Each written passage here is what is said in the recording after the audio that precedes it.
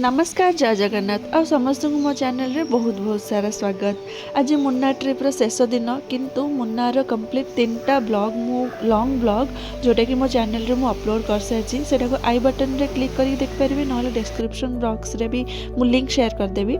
सो सकाळू morning view मो balcony रू enjoy करिकी होटल रे ब्रेकफास्ट सारीदेलु और तापर चेकआउट करिकी बाहरलु आमर नेक्स्ट डेस्टिनेशन टुवर्ड्स से डेस्टिनेशन ना कौन से तो ब्लॉग कंटिन्यू वाच करूँ आग को यही ब्लॉग रे ही मुझे कहीदेवी।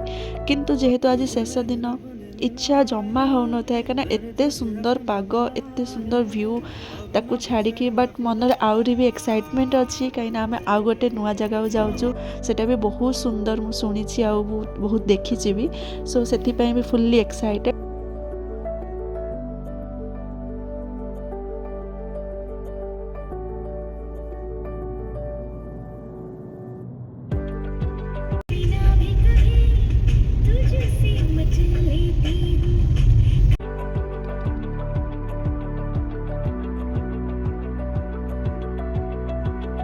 सो मुन्नार छाड़ला परे टुवर्ड्स आमर जो नुआ डेस्टिनेशन जो जगहटा से जगह आड़ को आसवा बाटरे किछिटा बाटरे मझे मझे तो पूरा प्लेन पाग थिला किछि भी नथिला बट गोटे गोटे जगह पूरा एमती डार्क क्लाउड्स माने पूरा क्लाउड्स भितर ही गाड़ी आमती एट देखिए पूरा नॉर्मल पाग पुणी किछि बाट सारा पूरा डार्क क्लाउड्स सो एमतिया भाव ही आमको एते ब्यूटीफुली वेलकम करुला आमर ये नुआ डेस्टिनेशन। सो मनर तो बहुत एक्साइटमेंट आसी जाइतला एते सुंदर क्लाउड्स एते ठंडा पाग आ तार दी साइड रे एते माने टी गार्डन्स ग्रीनरी सो बहुत भल लगुला पूरा रोड ट्रिपटा टुवर्ड्स आम नुआ जगह को।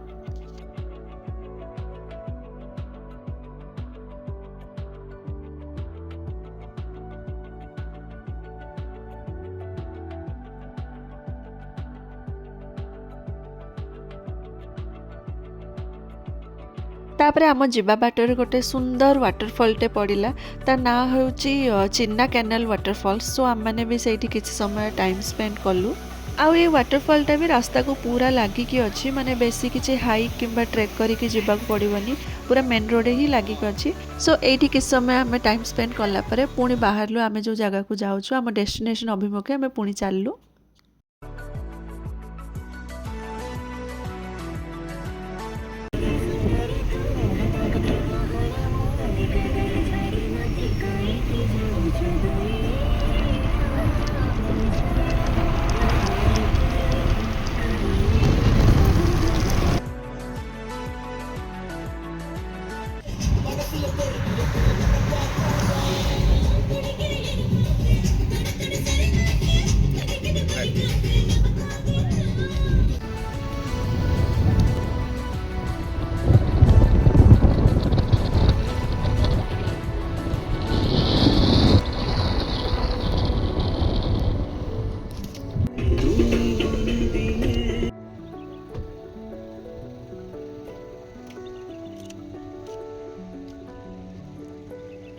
सो चारिपटरे घंच जंगल ता सहित एते बड़ बड़ पहाड़ ता सहित एते डेनसिटी वाला क्लाउड्स भितर देकी गोटे सुंदर रोड ट्रिप करके आम मैंने पहुँचलु गोटे ए जगार ना हो पल्लानी पल्लानी ये जो सिटी ये जो घर व्हाइट व्हाइट देखा जाउची ये सिटीर ना हो पल्लानी। सो यहाँ एते ब्यूटीफुल लगुला कि मुझे माने मो कैमरा को मु बंद कर पार्लिनी ताको कैप्चर न करिकी एते ब्यूटीफुल सिटी।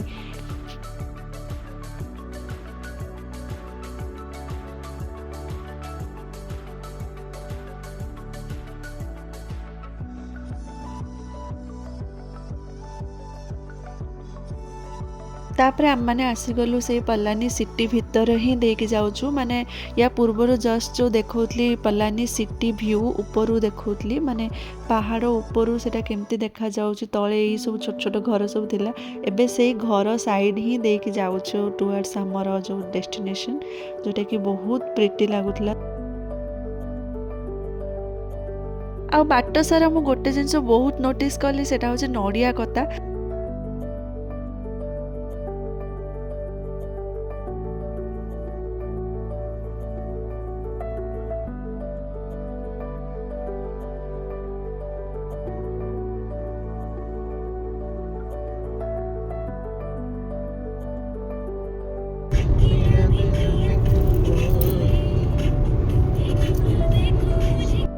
ଆଉ ତାପରେ ଏତିକି ଭିତରେ ଆମର ଲଞ୍ଚ କରିବାର ଟାଇମ୍ ବି ହେଇଯାଇଥିଲା। ସୋ ହାଇୱେ ପାଖରେ ଗୋଟେ ଛୋଟ ଏମିତି ରେଷ୍ଟୁରାଣ୍ଟ ଟାଇପ୍ର ଥିଲା। ସୋ ସେଇଠି ଆମେମାନେ ରହିଲୁ। ଆଉ ସେ ତାଙ୍କର ନନଭେଜ୍ ଥାଳି, ମୁଁ ଗୋଟେ ଭେଜ୍ ଥାଳି, ସାଉଥର ହିଁ ତାଙ୍କର ଯେଉଁ ଡେଲିକେସି।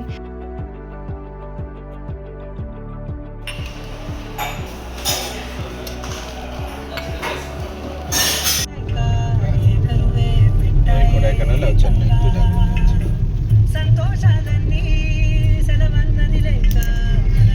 ଲଞ୍ଚ ସାରିକି ଆମମାନେ ବାହାରିଲୁ ଆମ ଡେଷ୍ଟିନେସନ୍ ଆଡ଼କୁ। ମୁଁ ଏଇଠି ମୋ ଜାଗାର ନାଁ ରିଭିଲ୍ କରିଦେଉଛି।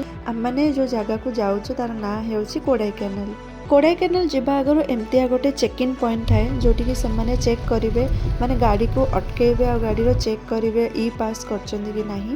ସୋ ଯେହେତୁ ଆମମାନଙ୍କୁ ଏ ଇନଫର୍ମେସନ୍ ଜଣା ନଥିଲା, କିନ୍ତୁ କିଛି ପ୍ରୋବ୍ଲେମ୍ ବି ନାହିଁ, କାହିଁକିନା ଏଇଟା ଇନଷ୍ଟାଣ୍ଟଲି ଅନଲାଇନ୍ରେ ଡିଟେଲ୍ସ ଏଣ୍ଟର କରିକି ଫିଲ୍ଅପ୍ କରିକି କାଢ଼ି ହେବ।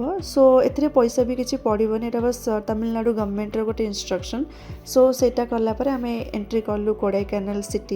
ତାପରେ କୋଡ଼ାଇକାନାଲ ଏଣ୍ଟ୍ରି କରୁ କରୁ ଗୋଟେ ୱାଟରଫଲ୍ ଦେଖିଲୁ, ତା ନାଁ ହେଉଛି ସିଲଭର କ୍ୟାସ୍କେଟ୍। ଏଇ ୱାଟରଫଲ୍ର ନାଁ। ମୁନ୍ନାରୁ କୋଡ଼ାଇକାନାଲ ପହଞ୍ଚିବା ପାଇଁ 6 ଆୱାର ପାଖାପାଖି ହେଇଯାଇଥିଲା।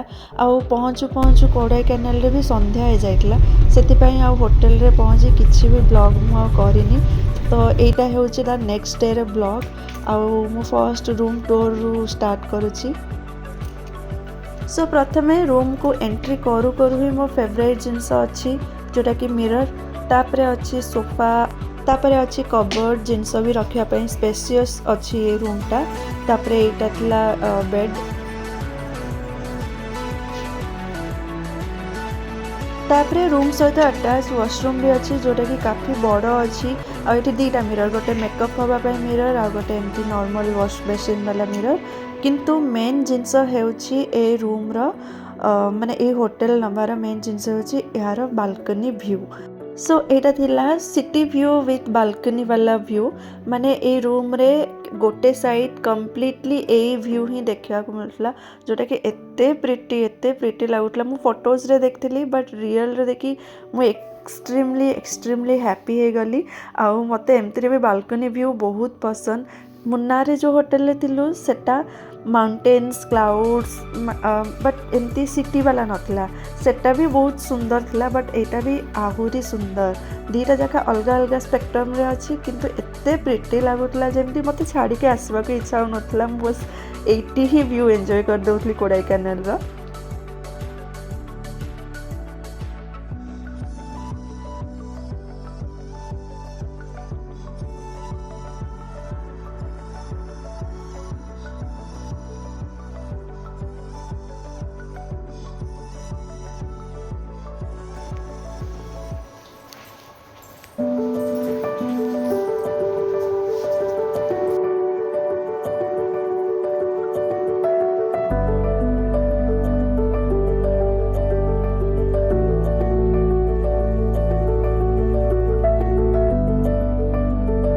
ତାପରେ ଆମମାନେ ଗଲୁ ଲଞ୍ଚ କରିବାକୁ ଦ କାର୍ଲଟନ୍, ଯେଉଁଟାକି କୋଡ଼ାଇକାନାଲର ଗୋଟେ 5 ଷ୍ଟାର ହୋଟେଲଟା।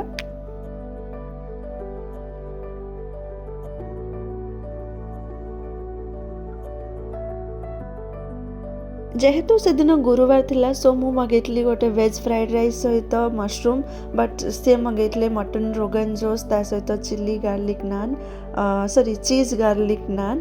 ଆଉ ଯେଉଁଟାକି ମୋତେ ତ ମୋ ଖାଇବା ଟେଷ୍ଟି ବହୁତ ଲାଗୁଥିଲା। ମୁଁ ଏତେ ଦିନ ପରେ ଗୋଟେ ନର୍ଥ ଇଣ୍ଡିଆନ୍ ଖାଇବା ଖାଉଥିଲି। ଆଉ ସିଏ ବି କହୁଥିଲେ ମଟନ୍ ରୋଗାନ୍ ଜୋସ୍ ବି ପ୍ରପର୍ ବଢ଼ିଆ ହେଇଥିଲା ଖାଇବା।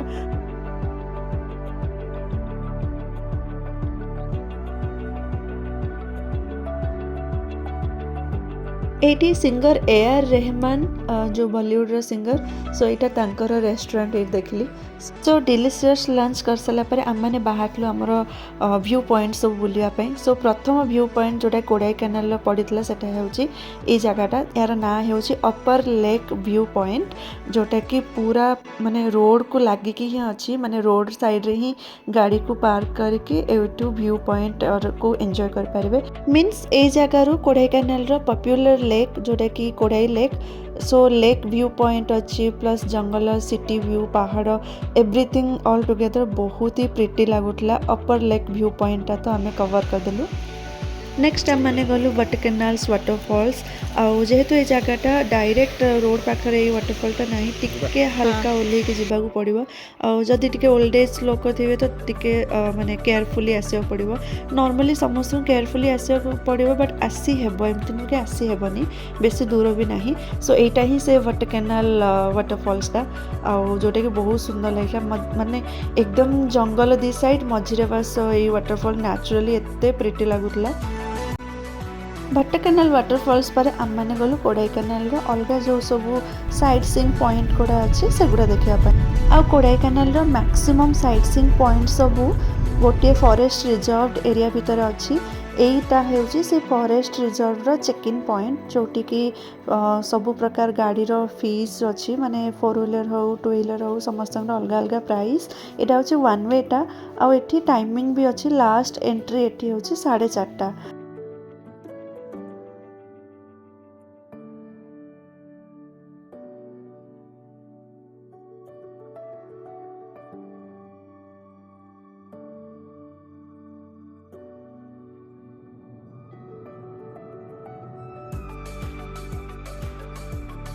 सो ये फॉरेस्ट रिजर्व भितर फर्स्ट व्यू पॉइंट होची pillar rock view point so आम मैंने ये ही फर्स्ट एंटर कलु बट एटी भी रोची एंट्री टिकेट ये अच्छी 10 रुपीज अच्छी आमर इंडियन आ फॉरेनर 100 रुपीज